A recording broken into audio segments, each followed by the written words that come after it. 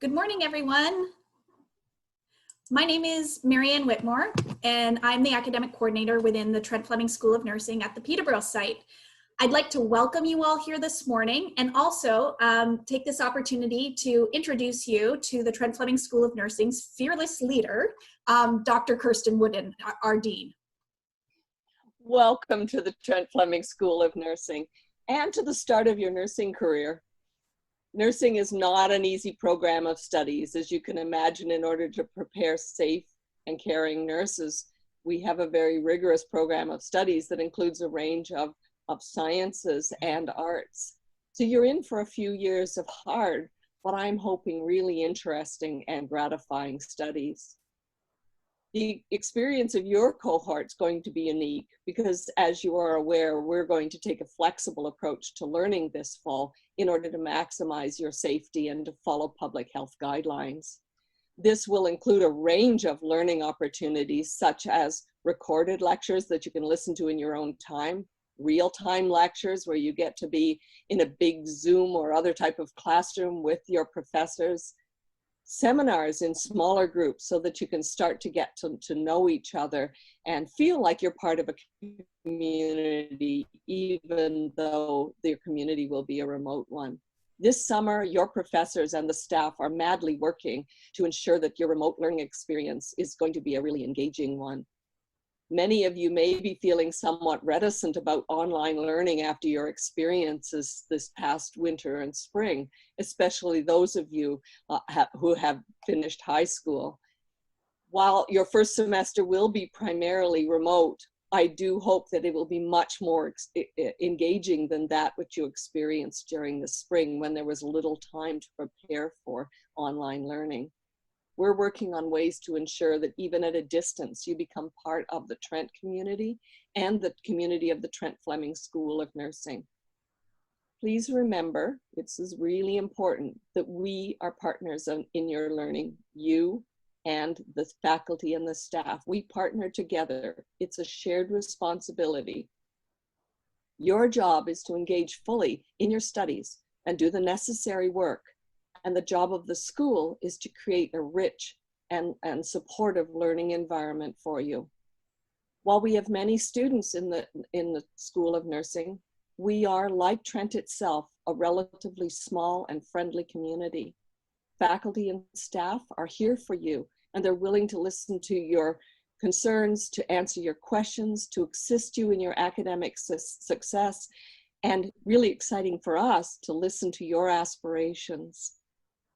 I hope that this is the beginning of a satisfying career and a life in learning more about how to support the health of individuals, families, and communities. I became a nurse more than 40 years ago, and I'm still incredibly passionate about my profession and engaged in many aspects of it. I hope that you too will develop the passion that I've been privileged to feel in your nursing studies, and that you'll still have it 40 years from now like I do.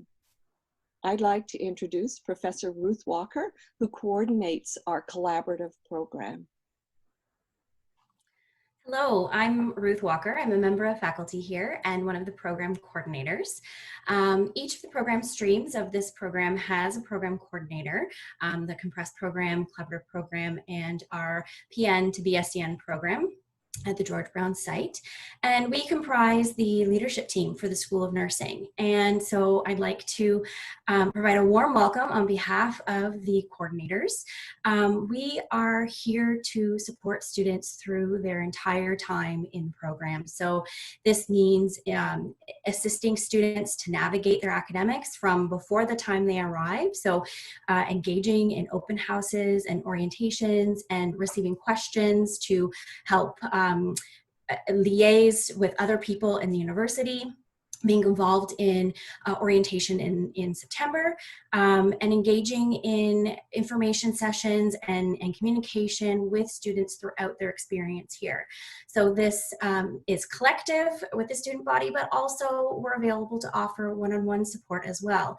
And we work very closely with other members of the department as well, including the academic coordinator, placement coordinator, team members of the Learning Center, the Hub, And we also are engaged in our department planning as well, and bring each of our lenses for our programs to those discussions. We're engaged in committees, and our overall vision is to really support you in your learning experience. So I welcome you to the program. I am a proud graduate of the Trent Fleming School of Nursing program myself, and it has provided a wonderful foundation for my career, and I'm confident that it will do the same for you, and I hope you enjoy your time here. So welcome.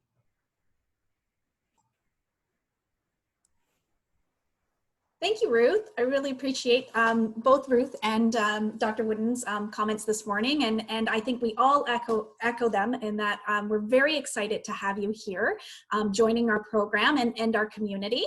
And again, for those of you that are just joining, we just like to welcome you this morning.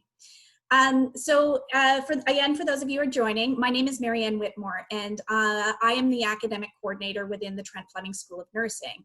So one of the primary ways that we'll interact throughout your degree is surrounding nursing-specific academic advising. So I'm here for all of the students if you're ever struggling or you have questions, you need help in deciding which courses to take or which courses to drop. I'm here for all of those sorts of things. Essentially, my goal is to help you achieve success, and whatever success looks like for you. If you're ever struggling or you're not sure where to go or you need to ask a question, I'm not always the right person for every single question, but I'm usually a pretty good resource for getting you to where you need to be. So if at any time you have questions and not sure where to head, please reach out, please come and find me. One of the things that you'll need to keep in mind as you move through the program is that successful people know how to use their resources. So come find me when you need that help. So today we're going to go through a little bit of an orientation overview of the program this morning, and then we will hear from our Nursing Student Association, and then also we're going to talk a little bit about non-academic requirements. So that's going to sort of be the flow of the morning. So what I'd like to do first is share with you a little bit more about the program itself, and I'm just going to share my screen here, so just bear with me for one moment.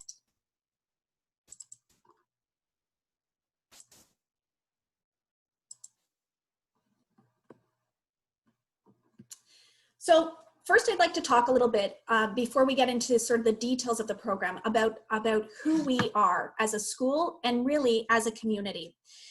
When people are referring to the Trent Fleming School of Nursing, we often talk about having 3 programs. But really, it's more like 3 points of entry into a single curriculum. So we do have those 3 points of entry or programs that you would have been admitted to, and that would include our 4-year collaborative program. Most commonly, students with no post-secondary background would be entering this program. We also, of course, have students that are entering into our compressed 28-month program. So this is typically students that have 2 years of university experience, or at minimum, at least 4 credits that we could have applied to the program requirements. And then we also have a post-practical nursing to Bachelor of Science in Nursing program. This program is actually for practical nurses that are looking now to become RNs, and it's housed entirely at the George Brown campus in downtown Toronto. Today's event is really going to be focused on the collaborative program and the compressed program that happens here in Peterborough, although this fall a little bit more virtually online. And that's really where we're going to focus today. But one of the important things to know is that regardless of whether you're going through the compressed or the collaborative program or the post-PN to BSCN program, when you graduate, it will all be the same degree. It's all going to be the same Bachelor of Science in Nursing. And all of you will receive the same 20 credits to work towards that degree. So that's an important thing to keep in mind. Many colleges and universities work together, probably as you've found in your research for nursing programs. They work together to deliver nursing education. Our partners are George Brown College for the PN to BSCN program, and here in Peterborough, we work very closely with Fleming College. Now, our partnership with Fleming College is a little bit unique in the province of Ontario. We're not a 2+2 program, and so it works a little bit unique in that it's a little more behind the scenes. And so within the school itself, we have faculty members that are part of Fleming College and hired on by Fleming College. And then we also have faculty members that are going to be hired by Trent University. But as far as you, the student, is aware, all of those faculty members have offices here at Trent University. All of your courses will be hosted through Trent University and or at the Peterborough campus. And so really it makes it a really seamless educational experience for you, the student. So your time here will be at the Peterborough campus, or for the fall virtually as we head into this fall semester. So while we talk about 3 different programs and we talk about different campuses and different partners, we're really one supportive community. And you should also know that as we have these different programs, more often than not, you're going to be in classes together. So starting right out in first year, your first year courses, the collaborative program and the compressed program will be together. And then as you move into your upper years, you also have an opportunity to have those post-PN students to BSc and students in your classes as well. So while we have different classrooms, different communities, and different students, it really makes our learning, the learning experience rich and diverse. And so make sure that you don't only take the time to get to know your faculty members, but you also really take time to get to know one another. And as much as we, the school, are going to be a partner in providing you the knowledge and helping you to gain the knowledge to become a successful nurse, make sure you take the time to get to know one another as well. Our students are coming in with diverse educational backgrounds, different life experiences, and your classmates are going to help you as well. So take the time to get to know one another. It's your very first step into building your professional network as well. So the first thing I want to talk a little bit about is how to know which courses to take when. First of all, the academic calendar is always going to be the official document for the university. This is all of the rules and the policies and then of course all of the requirements for each of the individual program. However, we've put together sort of an easy checklist that you can use to track your progress and really understand which courses you should be taking when. Now, typically in an orientation, we would have those program maps in front of us as I'd hand them out to you as you came through the door. So if you are interested in having a look at them and downloading them to your own computer, you can visit our nursing orientation website at the link that's provided on the screen here and have a look at this map yourself, okay? The map itself will also give you some important information in terms of contacts, like Ruth's contact and mine and Dr. Wooden's. And then it will also tell you a little bit more about some specific required degree requirements. But again, the academic calendar is the official document, so you always want to make sure you go back and have a look at that, okay? So you can start to download those maps and get a really clear picture of what you need to take when. In the first year of the program, I'm not sure how well you'll be able to see this, so hopefully it comes okay through your screen. It's a little bit different on a computer screen versus a 20-foot projector screen in front of you. But for first year of the program, what you can look forward to this fall is compressed and collaborative students. You will be in classes together. And this fall, you'll be taking Nursing 1000H, which is a theory course. And this is in the individual as a nurse. And what you're going to be looking at here are topics such as stress and coping, cultural sensitivity, and individual health behavior. You'll also be taking Nursing 1001, which is nursing as a profession. This course looks a little bit more at like nursing history, professionalism, all of the professional associations and regulatory bodies such as the College of Nurses of Ontario. You'll also be taking half a credit of human anatomy, and then Nursing 1550, which is introductory life sciences for health professionals. And this course is a little bit of microbiology, some nutrition, some pharmacology, so starting to get under your belt some of the math that's required for making the calculations required for medications.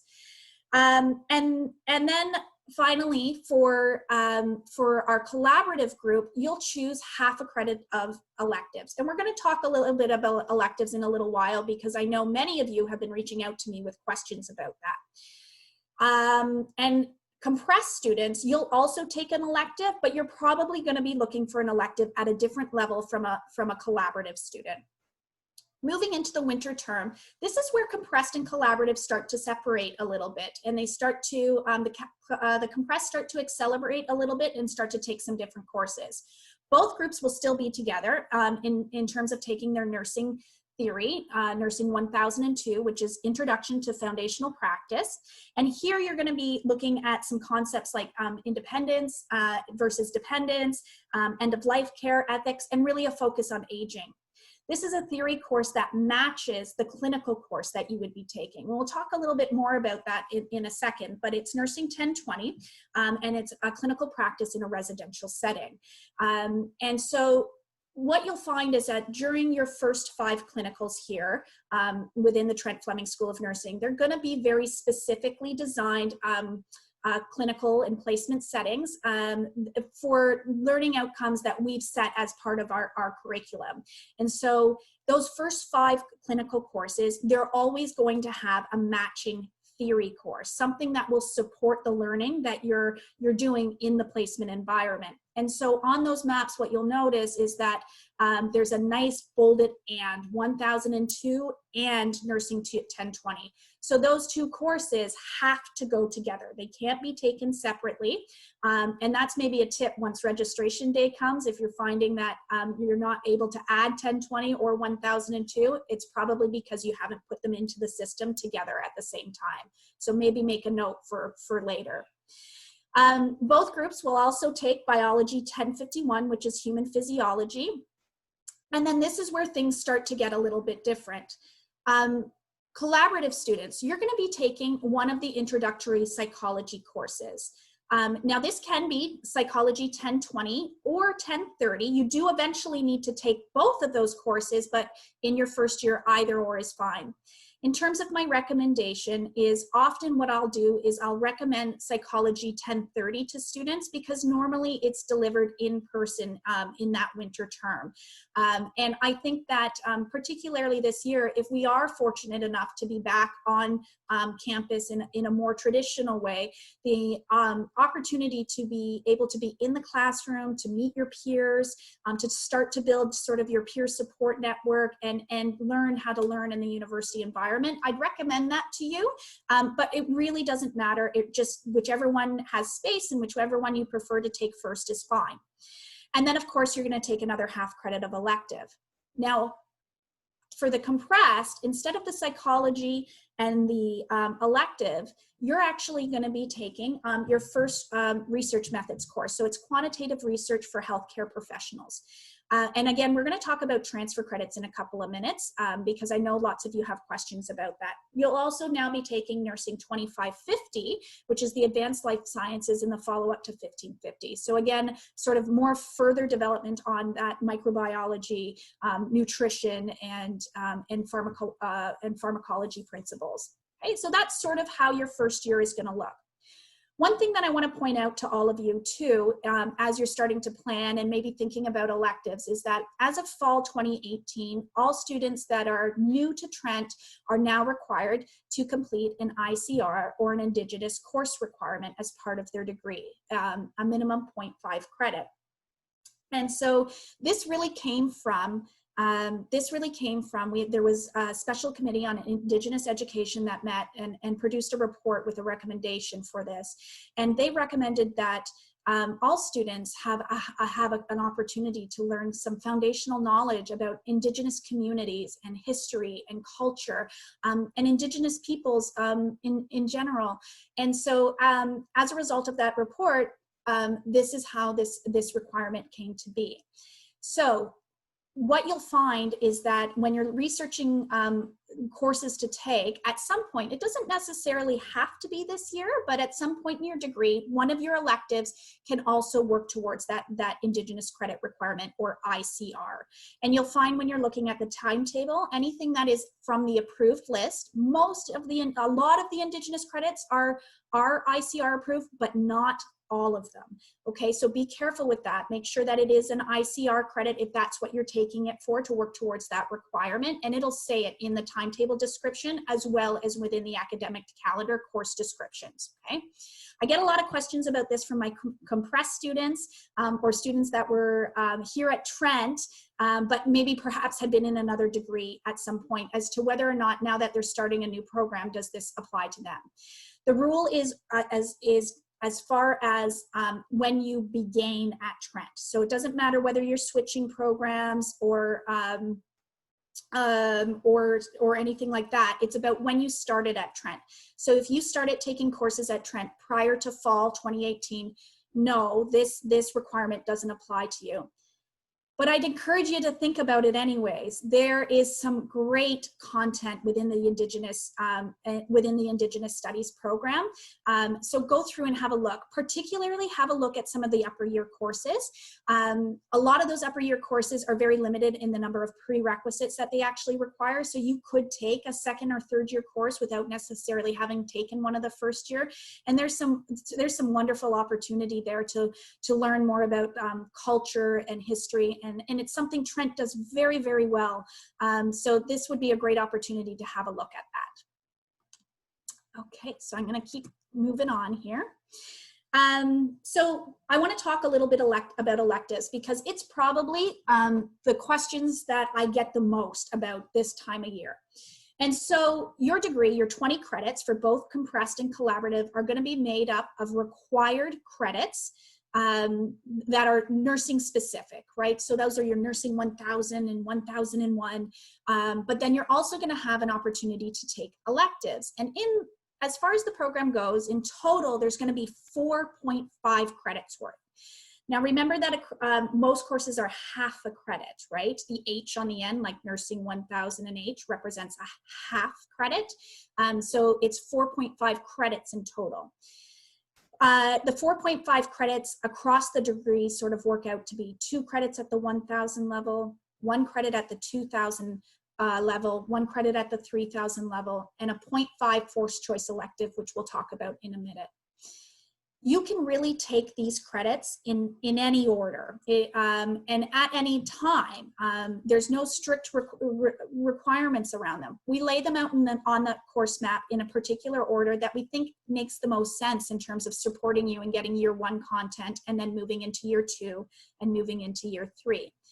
But if you're a student that maybe already has satisfied your 1000 electives, whether it's through transfer credits or perhaps other courses that you've taken here at Trent, that's okay. You can take some of those upper year courses.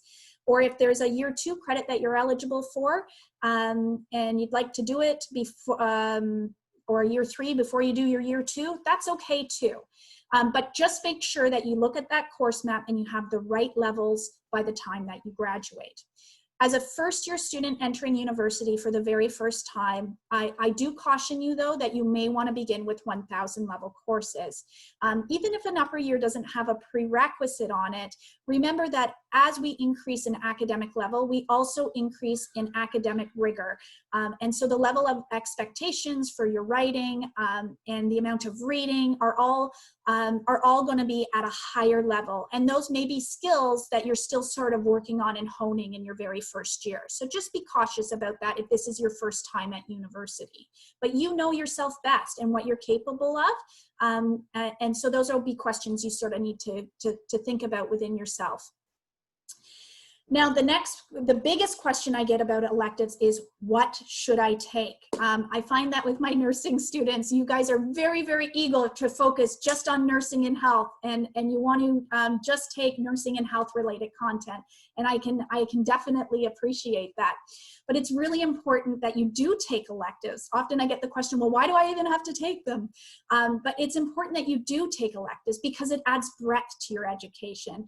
And while it might not feel intuitively so, electives and adding that breadth is going to help you make you a better nurse. It's going to provide you with different perspectives and lenses to solve problems. It's going to provide you perhaps with like a better understanding of a particular culture, which is going to help you in your relational practice. It's going to maybe even provide you like the history on some of our social institutions and how they came to be and how they're impacting different populations right now and how that might relate to their own health. So it's important that you add this breadth to your education. So what should you take? Well, is there something that you were interested in outside of the school of, outside of your primary focus area, which is nursing? That's an opportunity for you to continue on with that second passion, or try something new. We offer an American Sign Language course. That might be something that is a valuable skill to pick up. Or there's something else that you're just interested in. Are you interested in programming? In terms of like computer program, we have a great computer and informational sciences program. So think about what it is that you might like. And this is the most important thing I can say is choose something you think you might have some interest in, as opposed to as a means to some other end. If you are choosing something you're interested in, you will be more likely to participate in class and go to class. You'll be more likely to engage with your peers. You'll be more likely to do your homework and maybe even enjoy it a little bit. All of these things are going to help you with information retention, with getting those assignments in on time, and are going to help with better exam scores, and it's going to help with better grades. So make sure you read the descriptions and choose something that you like. If you go on to the nursing orientation website that I've sent out to all of you, and you go into that program and registration menu option, there is a list of electives there that are running this year for first year. So we tried to make it a little easy so you could go through the course descriptions and read it at both the 1000 level, and for my compressed, we now have, we also have a little resource there for you for looking for prerequisites or courses at the 3000 level that have limited prerequisites on them. So you can choose something if you haven't met the prerequisites previously. The other thing you can think about is within the School of Nursing, every school is a little bit different, right? We're all accredited, but we all have a little bit different flavor. And so our nursing strategic foci help define that flavor of our education. And so if you're thinking about trying to choose something that might complement your nursing education here at Trent, look at maybe think about our 5 strategic foci. And those include Indigenous communities, aging, mental health, rural health, women's health and gender.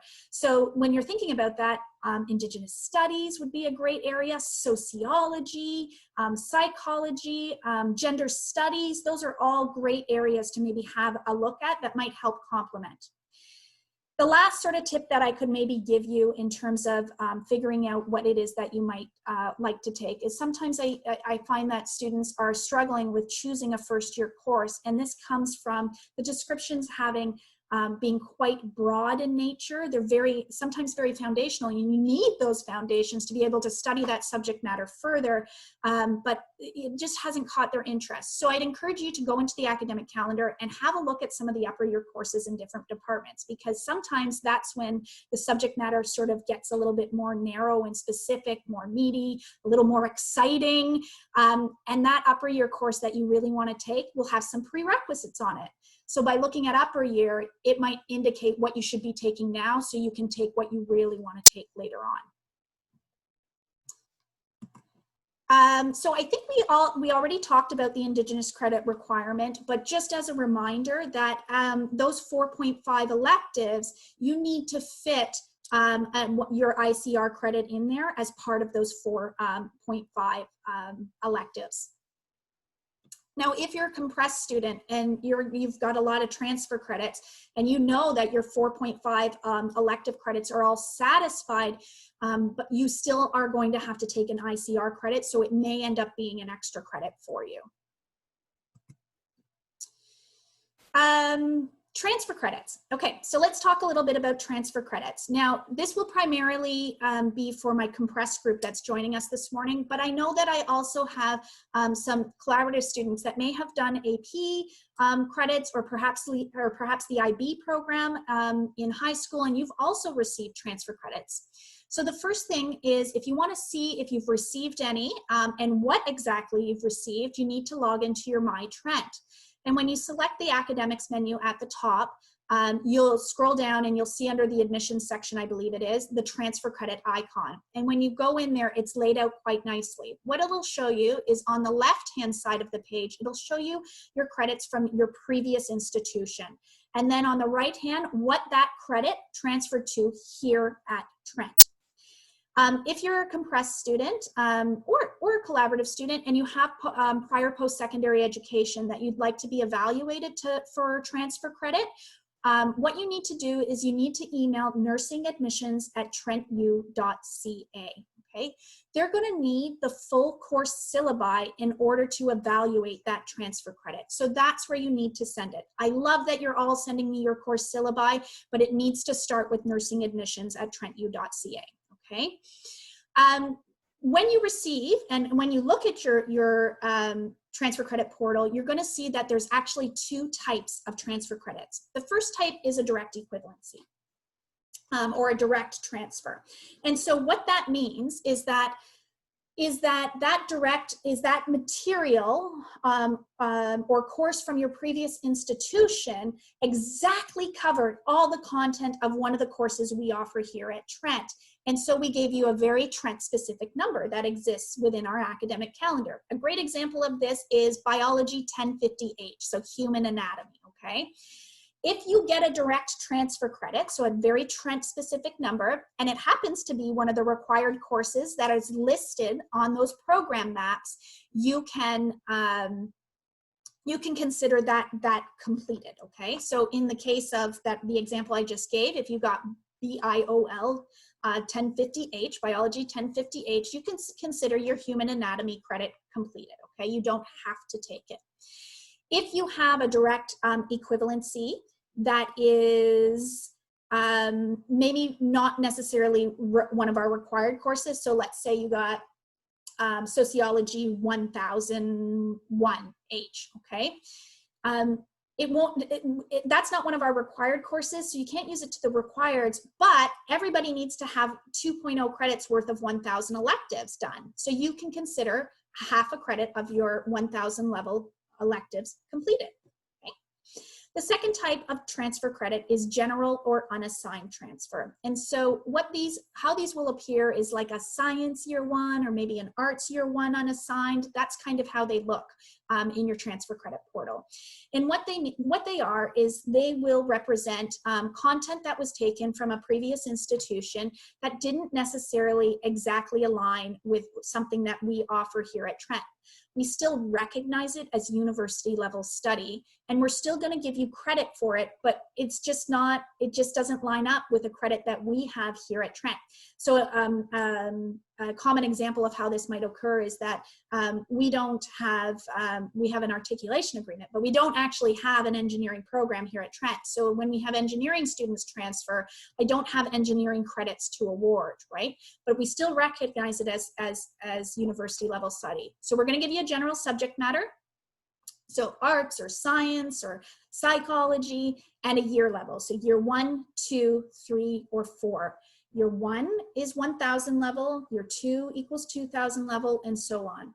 So if you have one of those credits, you can use that towards your elective. So if you got a science year 2 0.5 credit, then you can use that towards the 1.0 credits of 2,000 level electives that's required, leaving you with only half credit of a 2,000 level elective to complete. I hope that makes sense. Hopefully you can pop in and have a look at your transfer credits and then maybe rewatch this part of the video or visit the nursing website that will help give you a little bit more detail. The other thing with, actually, let me just move on here a little bit because I'm going to pull up the forced choice electives. So looking a little bit beyond, for my collaborative students that are in year 3, and when you look at your program map, it's year 3, semester 6, and for my compressed students, it's year 2, semester 5. Sort of continuing on with this elective discussion is 0.5 credit is the forced choice elective category. The forced choice elective category, you need to choose one of 5 courses we're forcing you to take. So forced choice elective is why it's called that. In any case, you have some choice. There's philosophy 2390, which is biomedical ethics, sociology, women's studies. And I'll just make a note here when you see it like soci-women's studies, that means it's cross-listed between 2 departments, that it's pulling content that would be really from both of those departments. So sociology or women's studies 2430, sociology of gender. Nursing 3560, Advanced Pathophysiology and Pharmacology, Psych 3560, Family Development, Psych 3750, Health Psychology. So at some point, you're gonna have to choose a 0.5 credit there. Like I said, typically that's year 3, semester 6 for our collaborative, and a year 2, semester 5 for compressed. Now, if you are a student that has met a lot of your electives already, perhaps you're transferring into our collaborative program from another program here at Trent, or you're transferring from another university into our compressed program, and you've satisfied most of your electives, you might want to consider doing this forced choice elective sooner in the program. Many of these courses you just won't be eligible to take as of yet, but that's okay. You could have a look perhaps at Philosophy 2390, which is biomedical ethics, and it only has 4 credits of anything as its prerequisite. So it's a great choice for compressed students that have extra space in their schedule this year.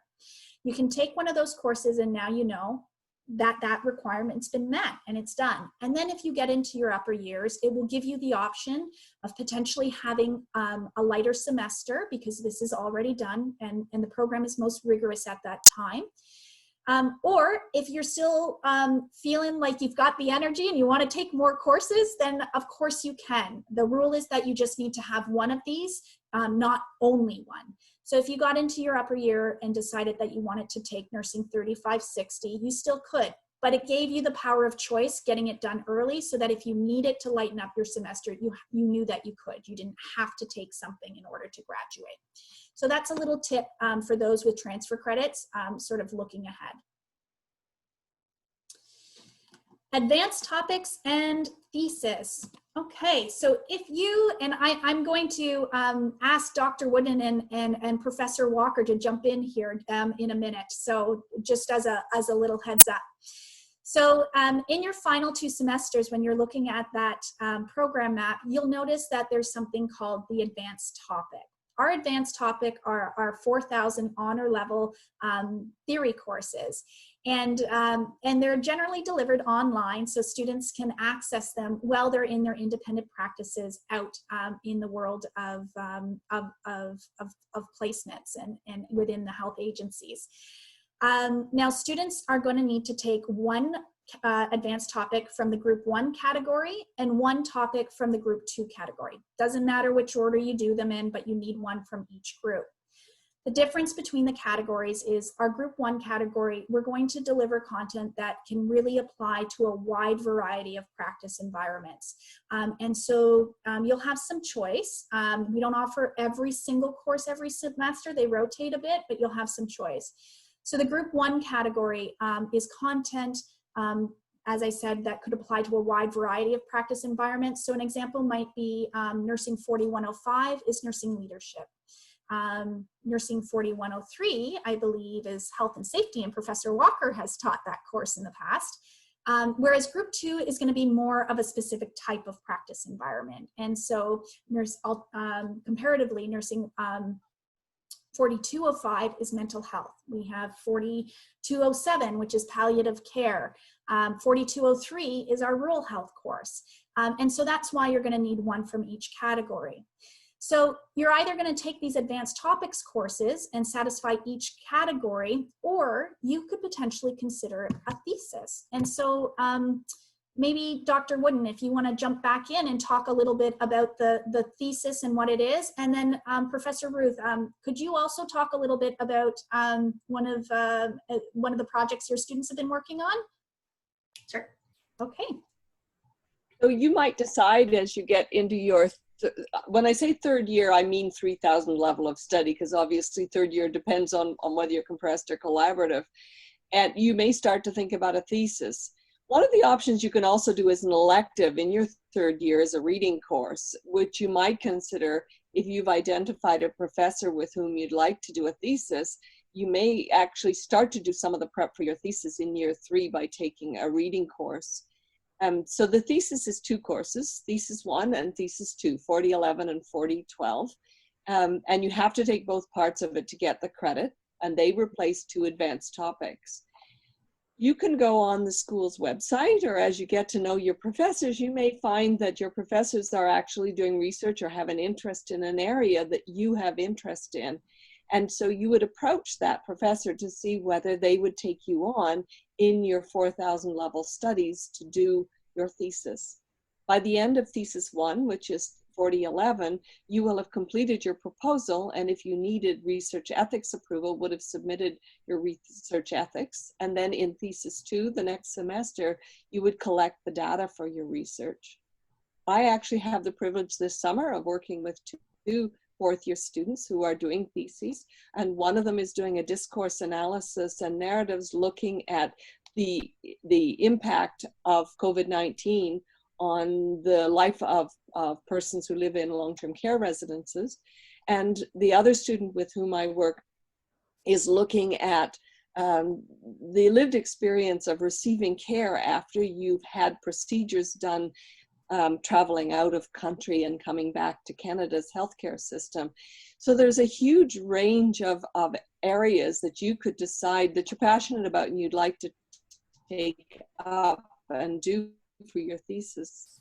In terms of pros and cons, I would say that if you have trouble with self-direction and time management, you might be better in a structured course like advanced topics, that a thesis requires that you have some ability to drive your own time, because there will be fewer you have to have this assignment done by October 3rd, and then you have to have this done by November 1. The thesis doesn't have as rigid a framework, and so lots of that self-direction needs to come from you. Professor Walker. So a few of the other examples of things that have been done with the Trent Fleming School of Nursing thesis in the past, looking at health and homelessness in rural Canada is an example, as is looking at a comprehensive analysis of creativity as it relates to leadership. So these two examples kind of highlight that you can take a look at doing original research yourself and go through the process of having research and ethics approval and work closely with your supervisor for that. Or you can take an approach of a critical analysis and looking at information and literature. So there's a lot of, those are just two examples, there's a lot of different varieties in terms of the route that you take. And part of the thesis experience is to identify that issue, work through the process, and then become kind of like an expert on that topic. So you become very familiar with the information that's available. You work through your proposal, as Dean Wooden has said, and then in the second part, you implement that, and then you have the opportunity to present your findings. And that engagement in the content is a really valuable experience where you kind of tie it all together, and it's a full learning process.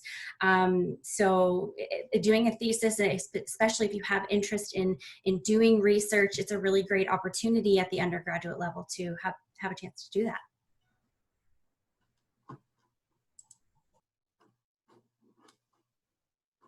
Thank you.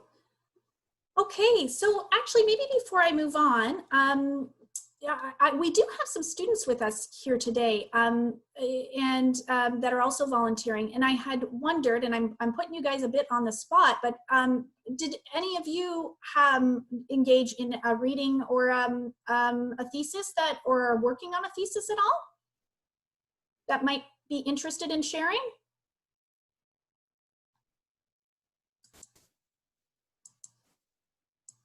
Nope. Okay. Well, I can go. I'm planning to do a thesis in the fall. I start my reading course with Dr. Michelle McIntosh, and I hope to study the lived experience of siblings who have lost people who have lost a sibling, and the support that they found or didn't find, because I have identified a gap in literature about sibling bereavement when compared to parent or child bereavement. Okay, that's awesome. Good luck come the fall. Okay, so I'm gonna move a little forward, and then what I'll do is sort of at the end of my presentation, I can't see the chat right now, but I'll give an opportunity to ask a few questions and sort of address it live to the group. The next thing I wanted to talk about, and we're almost towards the end of my portion here, is just the academic requirements of the program. This is not always my favorite part to talk about, especially right up front in the program or right when we're just beginning, but I also think it's really important that everyone understands what's expected of them when they move into this program. So a couple of key points. Now, this is not all of the requirements. Again, you do need to review the academic calendar and our student handbook, which I'll talk about shortly. But the academic requirements include, in order for you to graduate, you're going to need to have a cumulative average of 65%, okay? For all of the required courses, so that's anything that's with a specific course code. So not your general electives, but all of your required courses, and this would include all of the NURS courses, as well as like biology and psychology, like the 1050H and the Psych 1020 and 1030. You need a minimum 60% in order for it to count towards your Bachelor of Science in Nursing degree. Okay? If you struggle at some point and you are unsuccessful in a nursing theory course, so that would be a course that course code starts with the NURS. If you're unsuccessful and you achieve below a 60, we're going to give you opportunity to repeat it. We want to see you be successful. However, if you are unsuccessful again, or if you fail another theory course, and so in the NURSs, below 60 is considered a fail, then unfortunately you will be removed from the program. Similar, our nursing practice or clinical courses are similar. Now, nursing clinical courses are built on a pass-fail, so you won't receive a percentile grade, you'll either receive a pass or a fail. If you're unsuccessful in a nursing clinical course or nursing practice course, we will give you opportunity to repeat. However, if you are unsuccessful again or in a second clinical course, then you will be removed from the program. A maximum of 1.5 failed credits is permitted. So that's a combination of both your required credits and your electives, okay, is a maximum of 1.5 credits.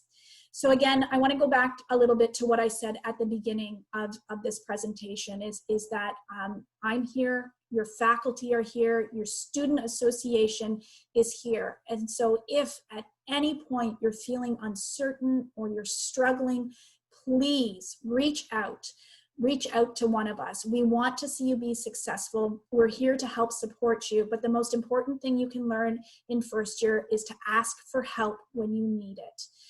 If you don't know where to go, again, I'm here. Come find me. I'm usually a great first point of contact. I'm not always going to be able to solve everything, and I certainly won't be able to answer everything, even though I like to think I know it all. I don't. But I'm a pretty good contact, and I will help you get to where it is that you need to be. Okay? So please remember that and reach out as you go forward now that you're aware of what the expectations are. We've had lots of questions too about, oh dear, looks like my slide didn't save. And I've got the wrong website up there, so I'll just post that up shortly, or maybe I can get somebody to shoot the website in the chat of what our new website is, because that one's not quite right. So in terms of preparing for the fall, we get lots of questions about this. So, and then students are often asking me too, can I buy my textbooks? What should I start reviewing? And I'd say, hold off on all of that. What I think that you should be doing, or what we think that would help you to prepare for the fall, is one is to review some basic math skills. And we've actually put up a number of resources. Dr. Jane Mackey does incredible work within our school and our community here in helping with that. So she's put together a number of resources, and we've posted it on both our typical, just our normal nursing website, as well as the new student website. So you can go through, there's some practice quizzes, and just make sure that some of those basic math skills, and it's going back a bit. This is not typically stuff you learn in grade 12. So it's good to go back and refresh and make sure that you're prepared for going into 1550. Drug dose calculations are going to be a part of your requirements for us to be able to put you into your clinical placements. We have to know that you can safely calculate, make drug dose calculations, and so that will be something that you'll be tested on throughout the program. So you can start to get familiar already with that. The other thing that you can do this summer, and it won't be your most exciting read of the summer, but probably your most important read, is the TFSON Student Handbook. And again, this is posted on our main website as well as the new student orientation website. So have a look and read through there. Maybe do a little bit at a time because it is lengthy. You're going to be entering a professional program. And as part of entering a professional program, there are a number of rules and policies, and those rules and policies are there for good reason. They help keep you safe, they help keep patients safe, and they help ensure that we can function as a school and continue to get clinical placements and all of those sorts of things. And you are required to know those things. So please make sure you take time to get to get familiar with that handbook. Last year's version is currently up, and the new version you'll see, I've got a link already that it's going to be coming in August. But there's not so much change. So if you wanted to get ahead already, you can already start to read this year's current version as of right now. Okay, so please make sure you get familiar with that. There is also a huge number of support services on campus. So in addition to what exists inside here, the School of Nursing, between the dean and the program coordinators, the academic and the clinical placement coordinator, there are a huge number of services on campus. And I think in this afternoon, you're going to learn a little bit more about those things. Such as the academic advising. So not only myself, but there is academic advising through each of the colleges as well. Academic skills. Our student health services provide student accessibility services, and that might be something that some students may want to connect with this summer to make sure that they're set up for learning for the fall. We have counseling services and health services on the campus as well. So there's a huge number of services here to help support you. You just have to reach out and ask for help when you need it. Other things that you could do to prepare for the fall is start to immerse yourself in nursing culture and health news. So starting to follow the news for health media related items. Get familiar, pop onto the College of Nurses of Ontario website or the Canadian Nursing Students Association. There's lots of different places that you could go. And I think if you go on to the nursing student orientation website, and again, if it's not already up in the chat, I'll get you guys to pop that up there again because I didn't save this slide, my apologies. Then have a look there because we've posted some specific things you might want to look at on those sites. Couple of informational resources that are going to be useful to you this summer. Soon you're going to get access to the TFSON intranet. Now this is sort of our internal communication system within the Trent Fleming School of Nursing community. And it's going to be through Blackboard, which is the learning platform that Trent University uses. So you'll have access to that, and there's a great deal of information on there, and you'll find out later even some of your non-academic requirements will be completed through it. Later this summer, we're going to try and get a tutorial up online. Usually we do this in the fall, but we know that we probably won't have a large mass in-person orientation in the fall. So we're going to try and get you a little video tutorial up as well. The student handbook, again, I said it's available on the website as well as the new student website. The academic calendar, this is the official rule book of the institution. So please have a look at it. Get familiar at least with what is in each section so you can start to look things up and be comfortable. And the academic timetable is going to tell you, well, the calendar will tell you about every single course that's ever been approved to be offered at Trent and their course descriptions and how the different programs work. The timetable will tell you which of those courses are being offered this year and at what time and what format, and that's how you'll actually build your schedule. So I hope that some of this information helps to give you at least a little bit more insight into how the program works. And I hope that as you're working through the chat here that you're getting some of the questions answered that you have. But if you do have more questions or concerns, please don't hesitate to reach out to me. My name is Marianne and I'm the academic coordinator. It's Marianne Whitmore at trentu.ca. And if you go onto the new student website, you can actually book an appointment with me and we can meet via phone or Zoom this summer. Okay, so thank you so much, everyone. I'm going to pop off here and I'm going to turn it over to Ashley Robinson, who is our Trent Fleming Student Nursing Association president. Okay. Perfect. Thanks, Marianne. Hi, everyone. My name's Ashley, and I am the outgoing TFSNA 2019-2020 president. We're so excited to have you guys starting in the fall, and I know that that's obviously going to look a lot different, obviously, this year with social distancing practicing and everything, you know, moving online virtually. But I reassure you that TFSNA, the incoming council, they're doing everything that they can to make sure that you as students are supported. And then we definitely throughout this year, I know that we want to hear your feedback and we want to know in ways that how can we support you better as nursing students? Because as you know, some of the TFSON faculty have already said, this is a community. And we want to ensure that you feel part of, you know, the TFSON community, whether you're at, you know, virtually online or at the Peterborough site or at the George Brown campus. We want to ensure that you feel included and part of the Trent Fleming School of Nursing community. I guess some things to make note of is that currently right now we have elections going on right now. So we have elections typically twice a year. This one's a little bit later, but we do have elections for president, George Brown leader, and the buddy coordinator, which Angela Tan, who's in this presentation right now, she's the current buddy coordinator. She can speak on that a little bit in a few minutes. But we also in the fall have a massive election. And so if you really want to, you know, be part of the community and take on a, you know, initiative and a leadership role, I highly recommend that you apply for many of our roles for the TFSNA executive team. We are adding, we're in the process of amending our constitution and there will be some roles added. And so it's an exciting time. It's, you know, for me personally, I enjoyed my time. I've got to sit on council for 2.5 years. I'm in the compressed stream, so that's just the duration of my program, but I've made so many connections with the faculty and the students and my peers, and I'd say that TFSNA has completely changed, because has completely changed me in a way that I never thought it would. So if you want to be part, I highly recommend that you join council. Great, thank you so much, Ashley. So perhaps we'll just take a minute here before we move on to non-academic requirements. And as you guys are popping questions into the chat here, maybe we can grab a few and answer more broadly to the group. And I know I have a chat moderator sort of looking at the questions as well.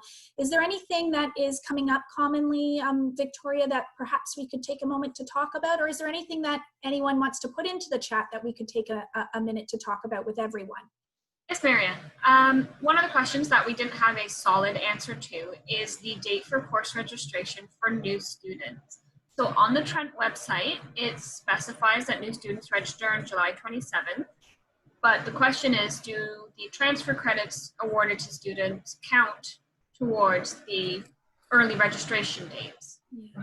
So that's a really great question, and sort of probably several layers. So first of all, I say that in terms of priority registration and which date that students register on, that's all run by the office of the registrar. So disclaimer, I have no power over it. But in saying that, my experience has been in history, with history, is that transfer credits in past have always count as part of the cumulative credit total. So what I would say is I would encourage you, if you do have transfer credits and they're already awarded on your academic record, that give it a shot on that day. Give it a try, and if it doesn't work, then you know you have to wait till the new student date.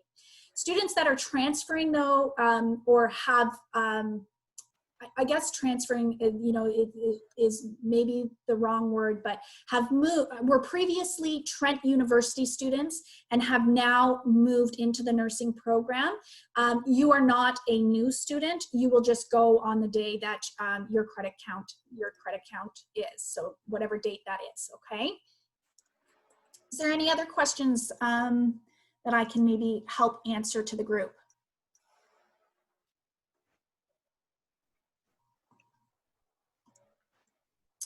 Maybe we can talk a little bit. I know I always get a lot of questions about clinical, and Amy Kelly, can I ask you to volunteer and maybe talk a little bit about what clinical looks like for the first year? Sure, yeah.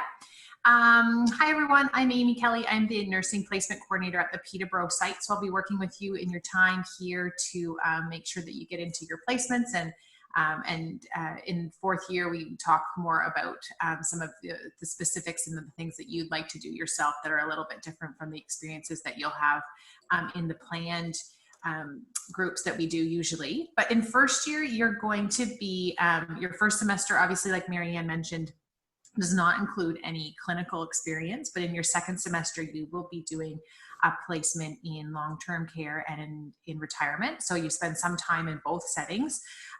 In the retirement home, you get used to just communicating with that population, working on, just spending time with people of that age and your comfort level. And then you will move on to working in a long-term care facility where you will do some of the more hands-on things. So at the same time, you'll be learning in the lab setting, and in the lab, you'll learn how to do things like helping someone to bathe, or helping people feed that aren't able to feed themselves. Some medication administration that is a little more on the simple side of administration. And then you'll get to go into the clinical practice setting and do all of those things there while you're supervised by a clinical instructor. So the winter is kind of when everybody starts to get really excited about really starting to feel like you're becoming nurses, which is always really exciting. It also is very nerve-wracking and makes a lot of people feel nervous and unsure. And but your clinical instructors and working with all of your peers, I think all the students could probably say that they always kind of bounce ideas off their peers. You're usually in groups of 8 to 10 students, and so there's lots of people that can help to kind of build your confidence and hopefully allow you to have lots of fun learning with real people and doing real tangible things. Okay. Thank you so much, Amy. So maybe what I'll do now too is to the students that are here today that are participating, can I open it up to you guys, and maybe you guys can share a little bit about some of your favorite learning experience or some of what you experienced in first year?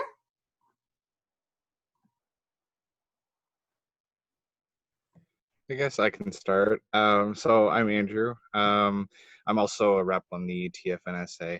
One of the things that came up in my first year is I got involved in intramural sports with a lot of the incoming students. So in our next orientation that comes up, it will be your, I guess the ones in September. I met with some students there, and we created a dodgeball team.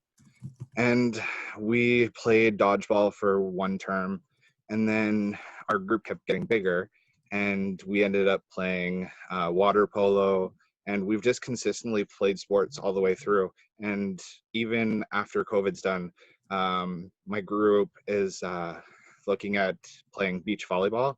So we're all really excited that we've been able to keep it going, and it's just a great way to build community with your fellow students.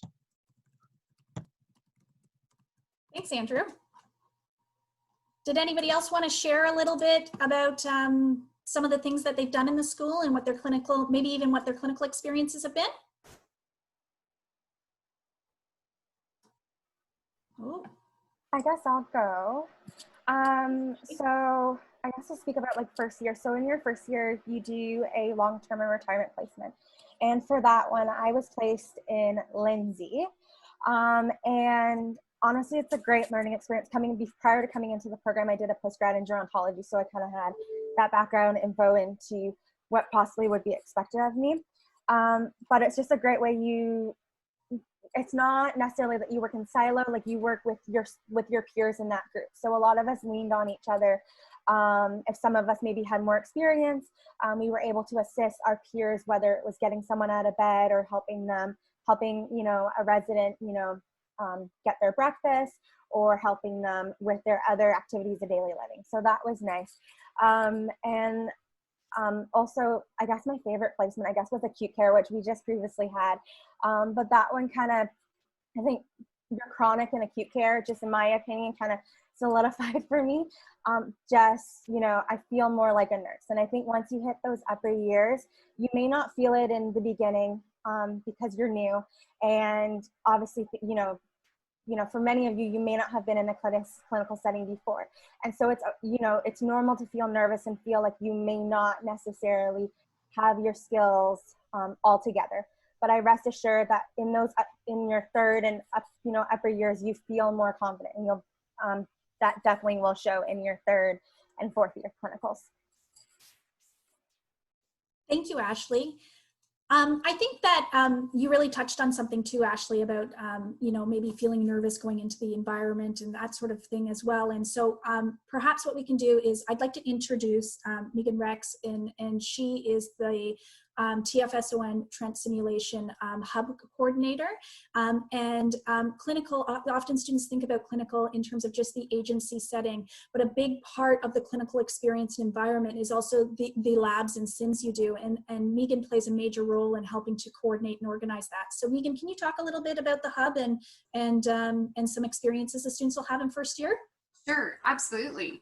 So starting in first year with the clinical courses, we actually bring you into the hub, and we dressed in your full uniform, and we begin with the role socialization piece, where you get used to the feeling of what does it feel like to be in my scrubs and to start to work and work on the nursing interventions that you're going to be doing. As Marianne mentioned earlier, first year skills are your foundational skills that we're going to work with. So in Nursing 1000, you're going to work with Professor Celestini and Dr. Thibault, and you're going to work on your communication skills. And then those skills are going to be transferred. You're going to come with us in the hub, and you're going to learn how to work with your peers. And we always like to say you're working with people, not on people. So you're using those communication skills to talk to them and get yourself a little bit more comfortable with touching somebody, for starters. So we practice doing bed baths, sometimes on each other. And we definitely have mannequins to use that as well. But it mentioned earlier as well, I think by Amy, was talking about people in long-term care facilities where they might need some support with feeding. So that's some of the skills that you're going to work on. Making a bed. How do we do that? Occupied bed. Now, we'll see about the bed making and stuff when we get to second semester and where we are with COVID, and whether or not we can actually have linens in the room, but we'll definitely get there. And I can assure you, I think that's a piece that everyone is thinking about as well. If we're coming into the labs on the safety piece, we've been going through a lot of training and keeping up with all the policies and procedures that's recommended by CDC, public health, and looking at making sure that we're providing a safe learning environment, not just feeling safe to be able to learn and make mistakes, but also safe with the disinfecting of COVID and everything that's happening with there. So we are excited to start with you guys in first year, and we're with you right up until fourth year. So our students that are going into, our collab students that are going into fourth year in the fall, they'll be coming in and having some time with us, and they're doing a skills blitz before they go out, because they would have been off for a little while. So they get that opportunity to practice those skills that they haven't been using for a couple months before they go out for their final, they start into their independent practice piece. Our skills that we help with or facilitate with they're really related to the clinical placement setting that you're going to be in. So as we mentioned, in first year, you're going to have the something that's going to be related to supporting our aging population. Second year, we're looking at our Mat Child mental health piece. So we run through simulations, which is like a mock clinical scenario. We're trying our best to recreate a clinical scenario where you can come into the hub and safely practice skills and take risks. So where if you're working with somebody with mental health for concerns for the first time, you can work on your communication skills. And if something goes really wrong, you can reset and do a timeout and say, okay, whoa, that's not what I intended to do. But that's a safe space where you can then reset and say, let's learn from this, try something different. We have a fantastic staff that are there, that they're permanent staff, and they're with us, and that's what they love to do, is they love to help with skills, facilitation, and simulations. So we're very excited to work with you guys come winter, I guess. Awesome. Thank you. Thank you so much, Megan. I appreciate that. Amy, we're getting a few questions sort of about placement locations and that sort of thing. So maybe we can talk a little bit about that. Would you like to address that, or would you prefer I address it? I don't mind at all. Nope, that's fine. Thank you. I can see the questions, and thank you for the students for jumping in and getting to those. So typically the group placements that you'll have in your first, second, and third year are all done locally. So within Peterborough, sometimes within Durham, City of Kawartha Lake, so Lindsay area, the Ross Memorial Hospital, and Northumberland Hills in Coburg. So we try to do as many placements as we can right here in Peterborough, but there are some students who continue to live in some of the surrounding areas too that find it helpful to have some outside of town as well. So we will do our best to help you all, be as close to your home, wherever that might be this semester this year, to allow for travel and things to be as easy as possible. Typically students will carpool together. I think, if I'm not mistaken, they often go on to, there's a Facebook group, and they can go on there and they chat about who's in whose group and how can we get there, and they all make it work. So it's really nice for the community to come together like that. And then in fourth year, Mary Ann and I will come to your class, your 3550 class, Nurse 3550 in third year, and we will discuss fourth year planning at that point. But just to give you a sense of how that will work, is that you will have the opportunity to work with me to be able to be placed within Ontario.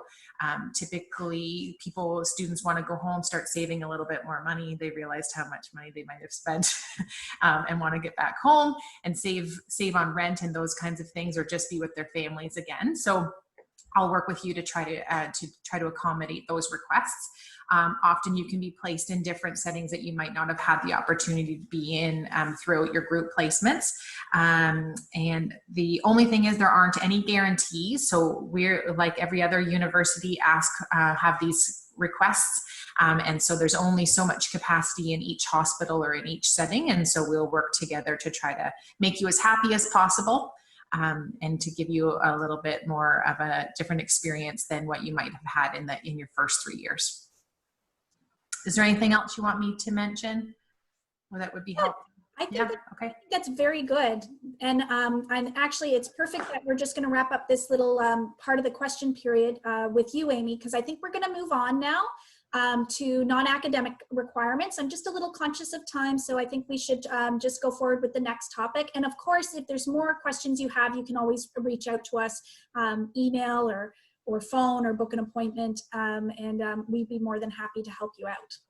Okay, so I'll leave it to you to take over. Okay, I'm going to share my screen as well. Bear with me just to be sure that I've done this correctly. As I'm trying to do this, I should just mention that my email address is amykelly@trentu.ca. So if you have any questions about placements, feel free to send them my way. AMYKELLY. Okay, is everybody seeing my screen okay there? Can you just confirm, Marianne? Okay. Yes, I can. And we can see your notes section as well, too. Amy. Oh, I don't know how to display. Yeah. I don't think I have any notes. So, oh, goodness.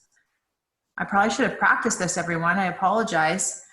Does anybody know how I close out the notes section? I think try that button right. Okay. Right here? Um, No. That's That's okay. This is good. Okay, we'll go along with We're it, good. everyone. I apologize. Okay, thank you. Okay, so part of placements is non-academic requirements. So you cannot go into the clinical practice setting without having your non-academic requirements in place. So it's my job just to let you know, just to give you a little bit of information about what that all entails.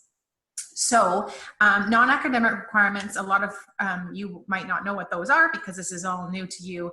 And so I've listed them here. They're things like your criminal record check, proof of immunization that you've had before from your childhood immunizations. You will need to do mask fit testing, have CPR training, TB testing, health and safety training modules that you'll find on Blackboard that Marianne had mentioned previously. And also in the fall when the flu vaccine is available, you will need to receive that to be able to go into the clinical setting.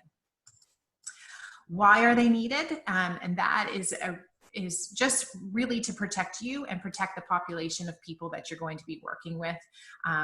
There are requirements that all hospitals and all healthcare agencies have to ensure that their clients and their residents are safe and that you also are safe. So these are all just safety requirements that we have to have in place to allow you to practice in those settings.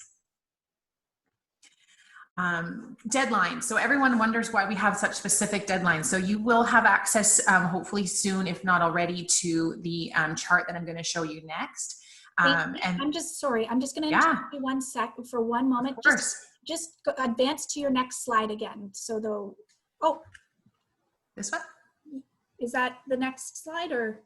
Sorry. No, it's okay. I was just talking about the deadlines. Is that okay? Yeah, totally. Sorry. Okay, awesome. No, it's all good. Specific deadlines. So there is a chart that I will show you next, and they have all sorts of specific dates. Those dates are very important so that you have your non-academic requirements in place for the duration of your placements for the year. We work with a company named Synergy that you'll meet shortly. And you work with that company to make sure that all your documents are all in place and that we have access to ensure that everything is up to date. And so following those deadlines is very important. If you don't follow those deadlines, then there's a risk that you wouldn't have the coverage that you need during the placement, and you would be pulled from your placement because we can't actually have you in the clinical setting without those requirements in place. So what's due when? This is one of the charts that you'll become very familiar with. It's important to make sure that I've put arrows here, and that those are kind of the really important pieces to make sure that you're pulling the right chart. So as you can see at the top there, the top arrow on the right, it says collaborative program. There will also be one for the compressed program. The dates do differ slightly because the compressed program will go through the summer, and so we've asked for those dates to just be a little bit different to ensure that you're covered for the time that you're in clinical. So also on the second line there under year one, you'll want to see there is a deadline of when those requirements are all due, and that's November 15th for first year. After that, second, third year, you'll see that there's a different deadline. But also when you shouldn't start getting those requirements before. So it's important that for things like mask fit, you do not try to get a mask fit before August 1st. You want to make sure that it's after. And then again, that is the reason for that is so that you will have the coverage for the entire year, and that you won't be partway through a semester and then not have the requirements that you need. Okay, so those dates are really, really important. And we can discuss with you, if you have any questions about those, then you can talk to Synergy Help Desk, and we'll talk to you about how you do that in the next slide, actually. So where do you get all of the information? So Marianne mentioned earlier too about you all becoming familiar with these kinds of things and trying to start to navigate through some of this yourself. So I've given you all the information here that you need. The first place to go is our website, and that's the nursing orientation website. Has all of the links that you need to be able to find everything, to make sure you have everything in place. The next place is once you get access to Blackboard, there is a spot on the intranet for non-academic requirements. There you can find forms, you can find more information, the charts, everything is all there as well.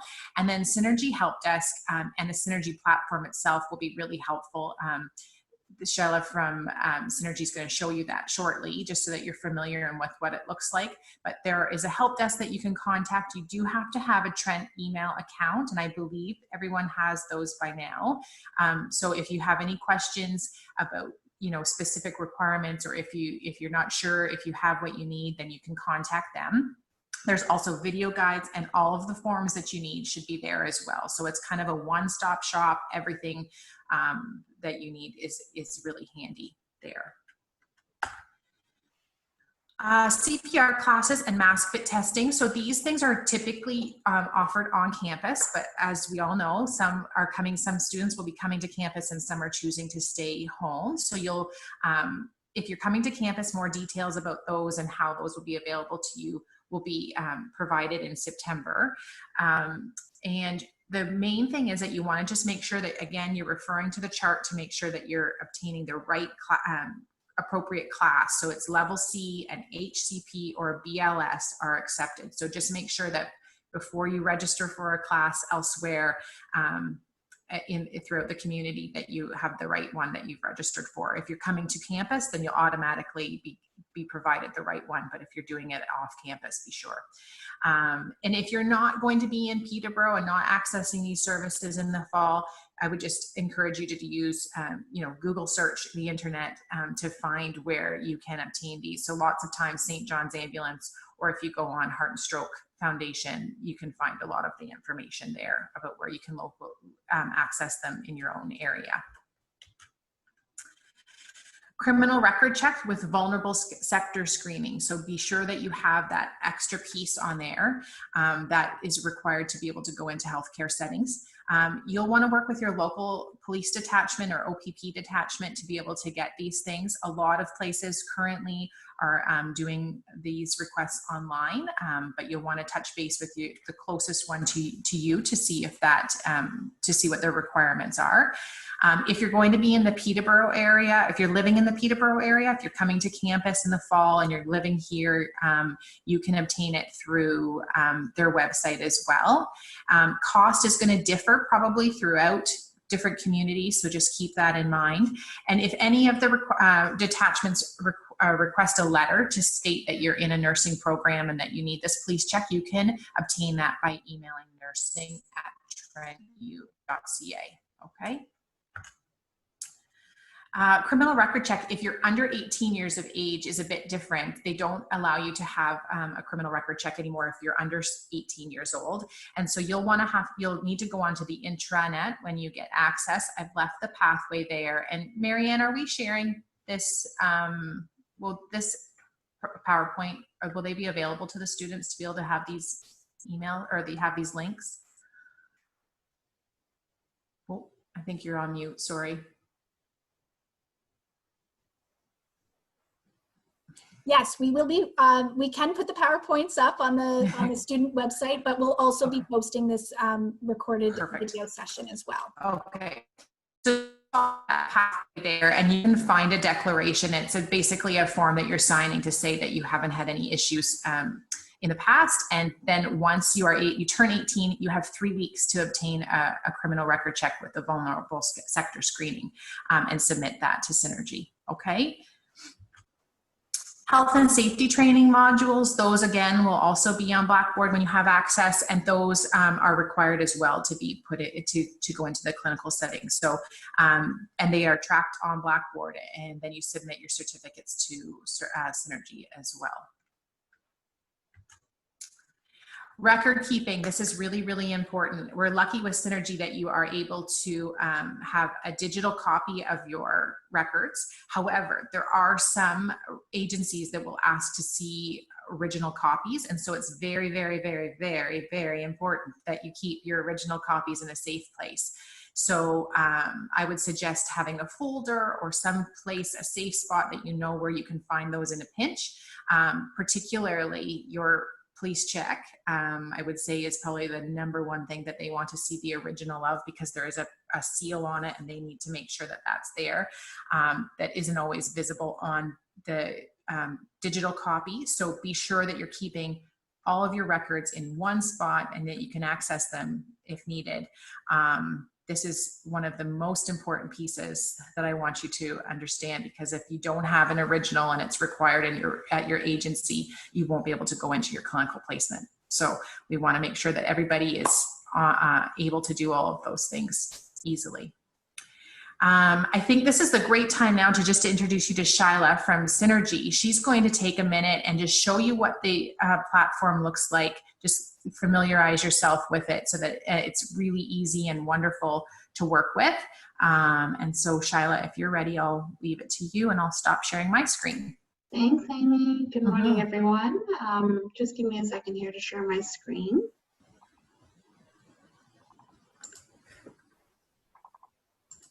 Can everyone confirm that they're able to see verified? Yep, looks Wonderful. great. Thanks. All right, everyone, thanks for joining today. I think it's important for us to kind of show you what the student's experience is when you guys log into your verified platforms and profiles, and kind of walk you through a short tutorial on how to use the system and how to access all the main points, and highlight some of the features and tools that are available to you as a student to help you kind of navigate and get you through this process of submitting all of your NORS documentation. So right off the bat, when you get access to Verified, it is done through your Trent University email address. So once you log in, it brings you to your dashboard page. And the point of the dashboard page is really to have one point of reference where you can access all the different areas of Verified. So right off the bat, I want to highlight this section, and that's the important forms section. This is going to be really important for you and helpful for you, as it's basically a library of forms that you'll need access to complete in order for you to be successful in completing your NORS. I do recommend that you do spend some time in this area and go through some of the user guides that we've created. The charts that Amy was referring to in her presentation are all located here. And again, remember, they are program specific. So you want to be focusing on your specific program. It highlights pretty much everything you need to submit in each year of study, and all of the dates. Again, I want to reiterate Amy's point. It's really important to focus on these dates. We do have user guides on our process and how to go ahead and complete and book your appointments. And then we have some helpful hints and some frequently asked questions. So again, it's really important that you take some time and spend some time in this area, because a lot of the questions that you may have, the answers to them you will find here. Going back to the dashboard page, you have access to the platform at all times. So a lot of questions that we get from students are, you know, can I only upload my documents once I book my appointment? No, you can upload your documents at any time. I will go through that and show you how to actually do that. When you're ready to have your documents reviewed by us, you have to book something called an ESPC appointment. And this is an acronym for Electronic Student Permit Checking Appointment. It is really important to understand that you do not need to be available in person or online for this appointment. You just have to simply ensure that by your appointment date and time, all of your documents are uploaded and ready for review. Without booking this appointment, we actually will not go in and review them. On the dashboard page, you're able to book your appointment by selecting it through here, or you can actually go to the scheduler tab as well. You'll see a slew of appointments available. You can book either the Peterborough campus or the George Brown campus. It does not matter. You select a date and time that you're able to, that you are ready to book for, and you know that you'll have your documents completed by. And then the whole process is done by here. Payment is collected through the system as well. You're able to track any upcoming appointments you have and any historical appointments that you've had through the system as well. And then when you upload your profiles, everything will be done through the My Profile tab. Here is where you will see all the individual sections where your forms and documents will be uploaded. So it keeps it very organized. It helps you as a student to track them, and it helps our team to ensure that we're not missing anything. So you want to go ahead and review these as well. And if you go back to the important form section, there's actually a checklist of where you can upload each document, so it helps you as well. The upload process is very simple. You want to just simply hit the blue upload manager. You can either drag and drop a file here from your computer, or you can browse it. So I will pick up a sample document. As you can see, it takes seconds and everything is uploaded in real time. Everything is date and time stamped as well. You can now go, if you need to review the document, which we do suggest you do, you can go ahead and download the file and you can see how it uploaded to your profile as well. When you're uploading documents, we will accept PDFs, Word, or JPEG pictures. You want to ensure a few things just to avoid any delays in your appointment.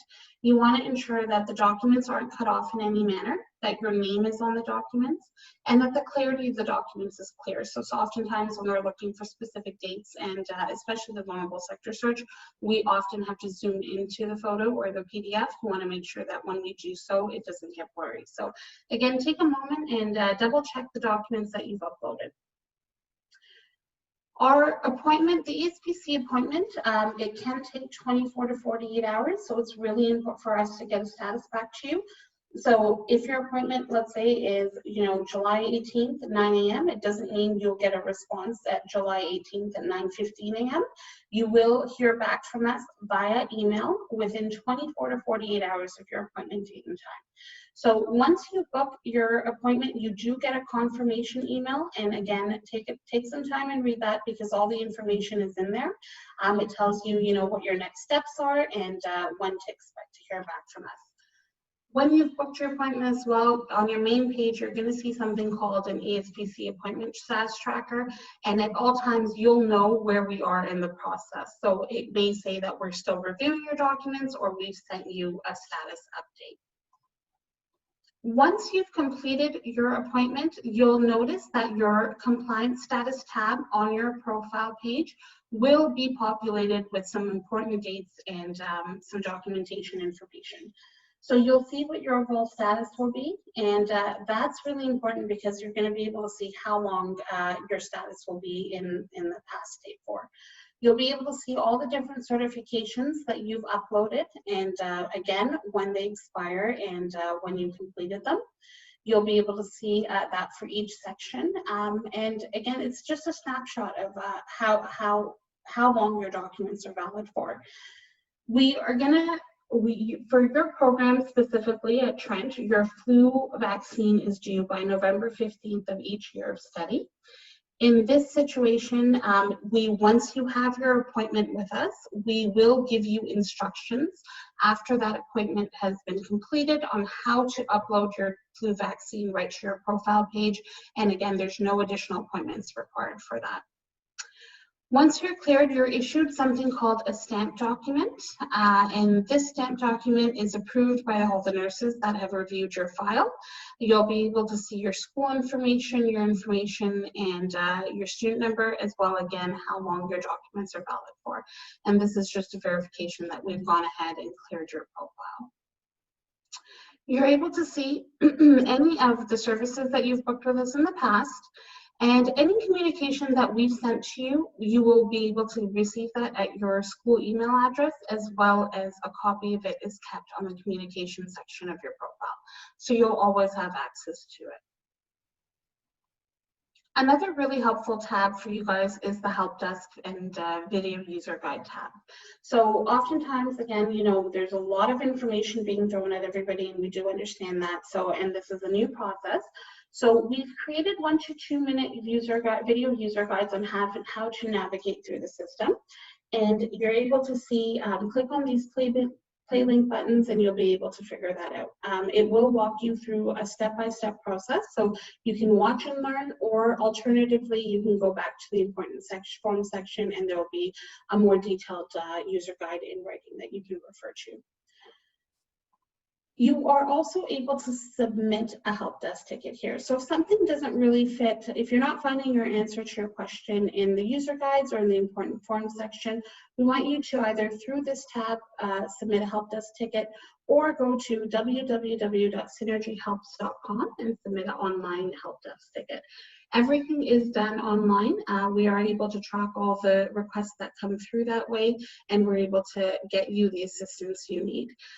So again, you want to direct the questions to us, and if for any reason if Synergy doesn't have the answers to it, we will refer back to your leaders at Trent, and we will discuss and ensure that we're getting the right answer to your question back to you. And I think in a nutshell, that's really how you're going to be navigating Verified. And I guess Amy or Marianne, I'll pass it back to you. Great, thank you so much. I appreciate you taking the time to go through that. Yeah, no problem. Oh yeah. And so, so I think at this point in the presentation, we have a little bit of time left that we can just sort of open it up to questions. And for staff and students that are also with us, if there's things or tips, this is a great time to start to share some of that stuff that you've been thinking about that might be helpful for a first-year student to know. So we'll just sort of monitor the chat for the next few minutes, and then and anybody that wants to share any knowledge, that would be, I think that would be helpful as well. Hi, Marianne. I can share a bit about the buddy program that's meant for first-year students. That would be great. That's okay with you. Hi, everyone. My name is Angela, and I am the buddy program coordinator. The focus of the buddy program is to help first-year students transition into the nursing program. So by joining the program, you will meet your mentors who are typically upper-year nursing students, and they'll be the ones who will help you throughout your first year. So this year will be a challenging year for everyone, and with everything that's happening and changing in the world. So we're here to help you in any way possible. So this year, the buddy program will take place on a free instant messaging service called Discord. So this platform will allow you to participate in Q&A sessions, forum discussions, access to student resources, and voice chats with your cohort and your mentors. So additional information and application for the buddy program will be made available later in August. So be on the lookout for emails and announcements. Great, thank you so much, Angela.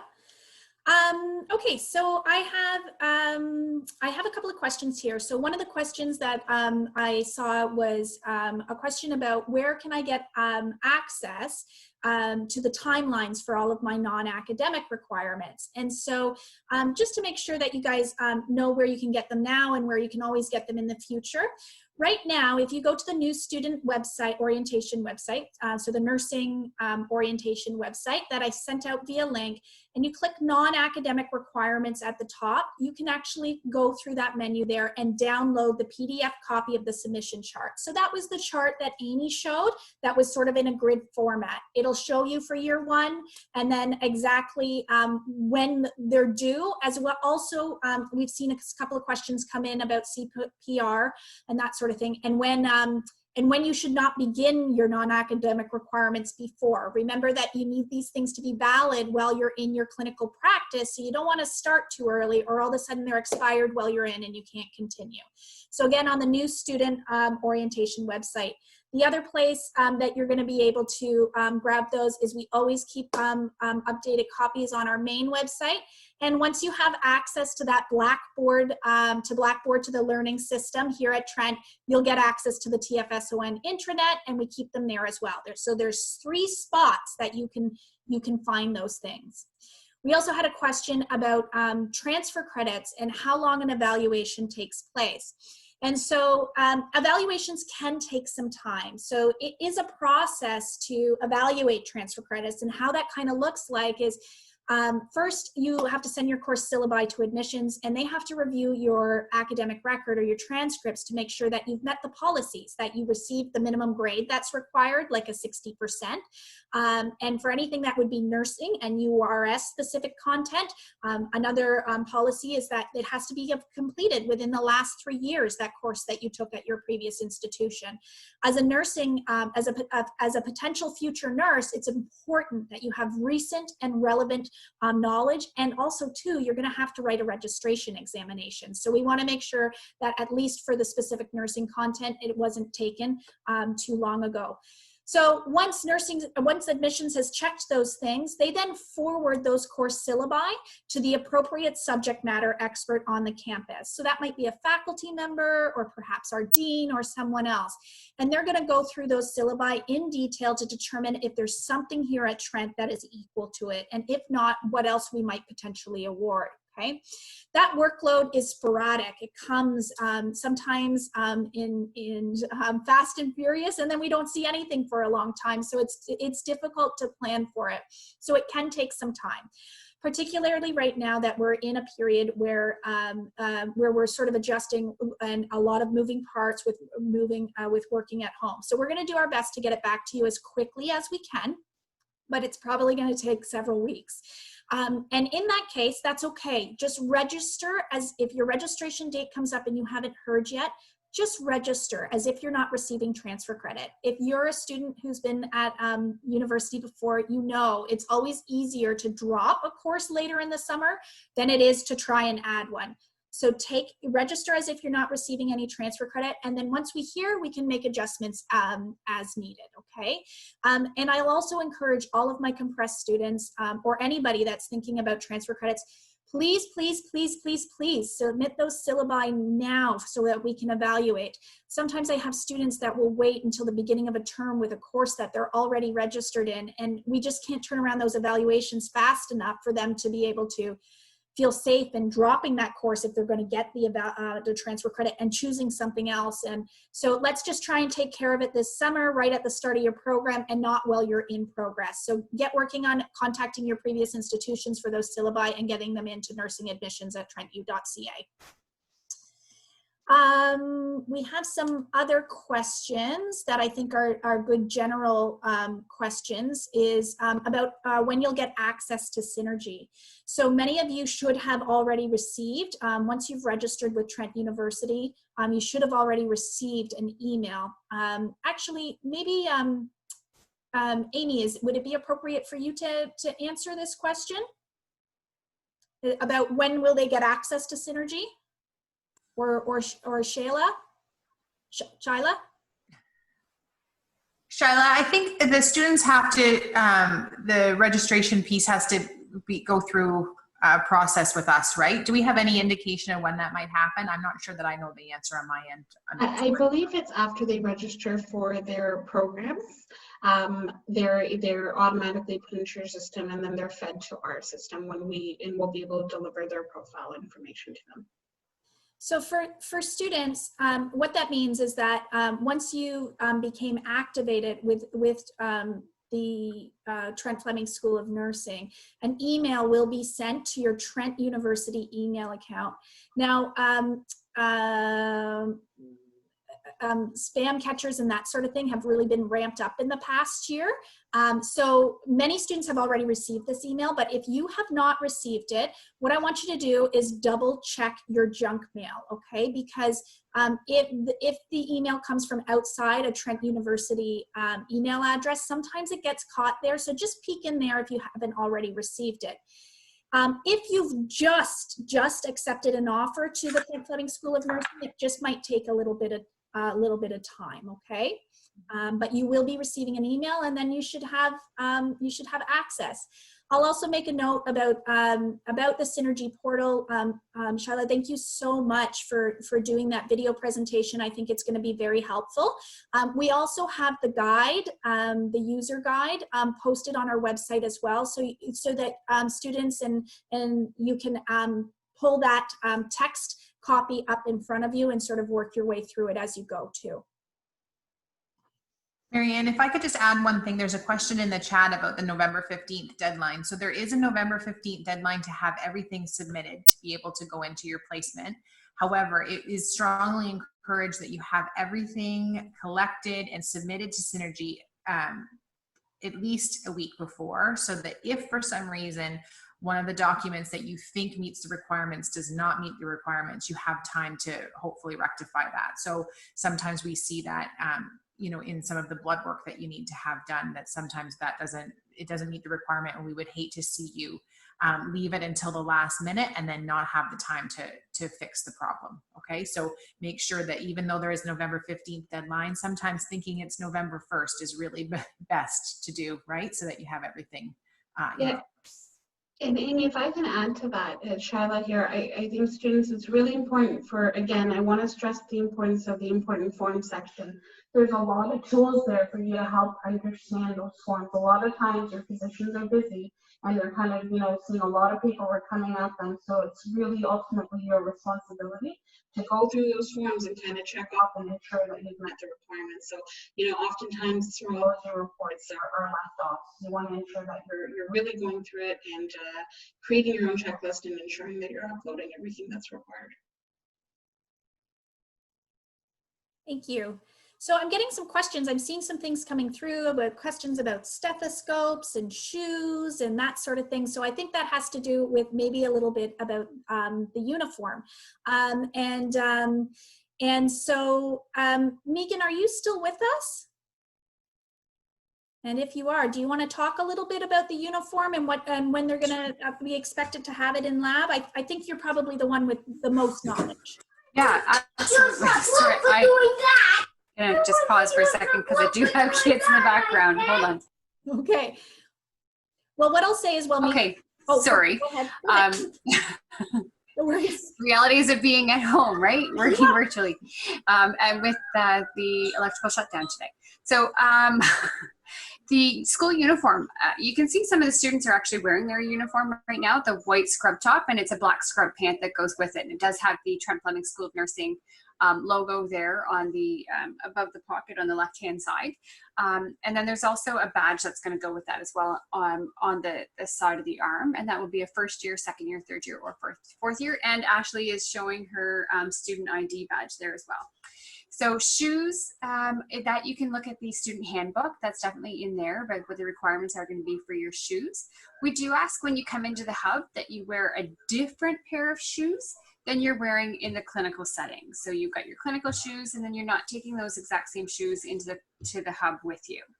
The uniform itself is the same uniform that you will be wearing from clinical and in the hub. That's what we talked about originally with the role socialization, is getting used to feeling like a professional and wearing that same uniform and maintaining that professional demeanor in the hub as that you would carry forward into the clinical setting as well.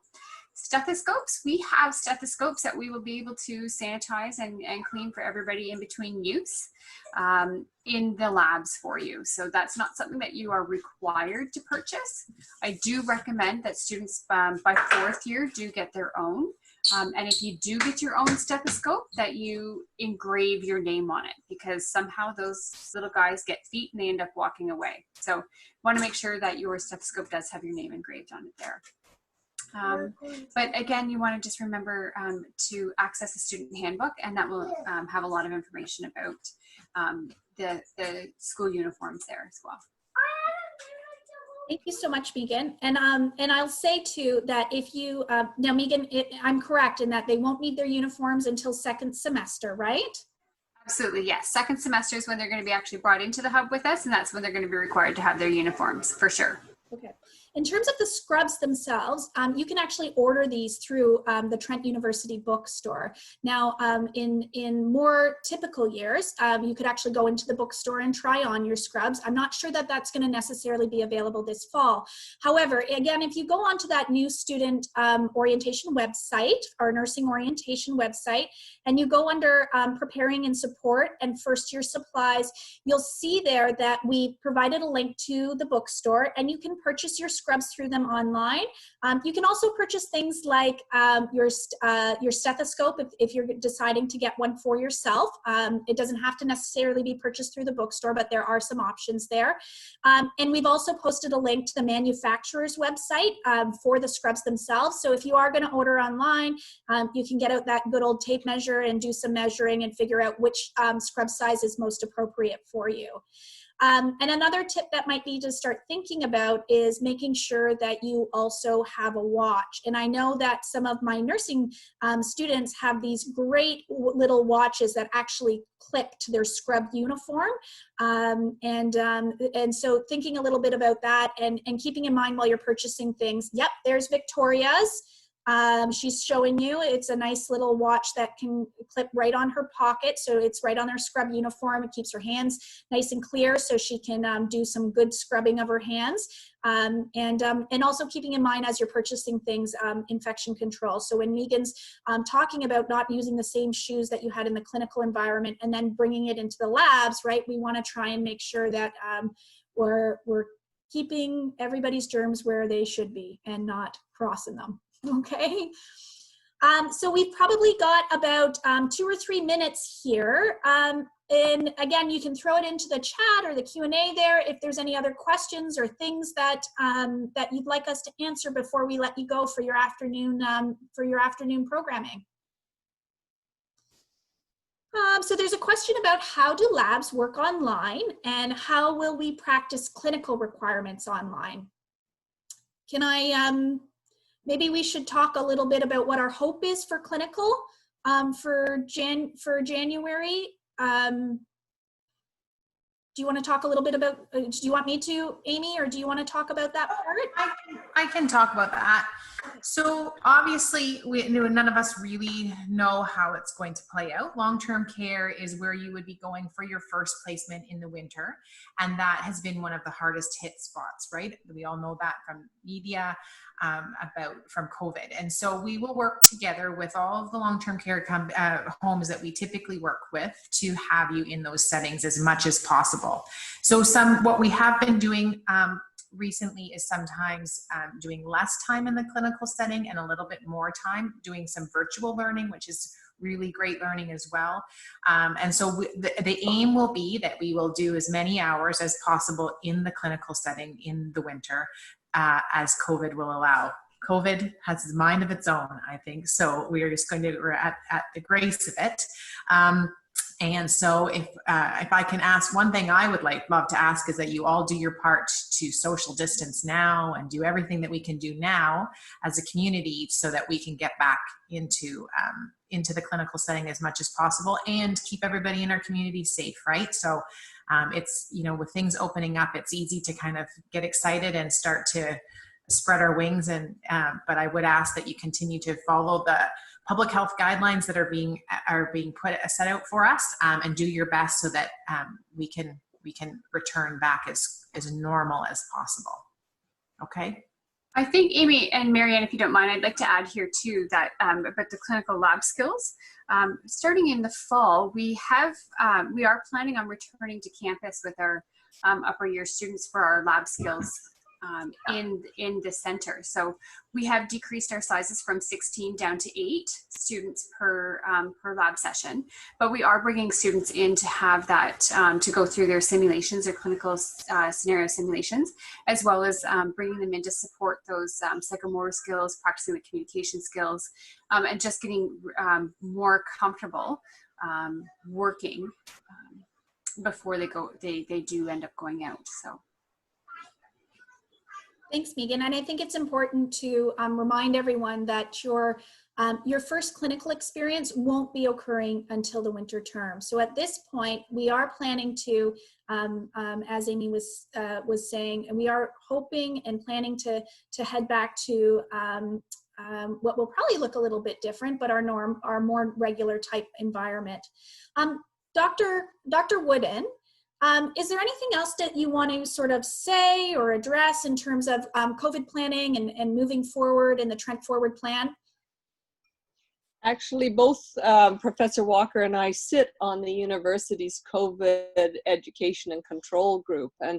And so that committee has worked very, very hard to develop plans for a safe return to campus. And as you've heard from my colleagues, we actually do have some nursing students returning in the fall. We have nursing students coming in to do CPR training right now. But we have done a lot of work to put safety measures in place.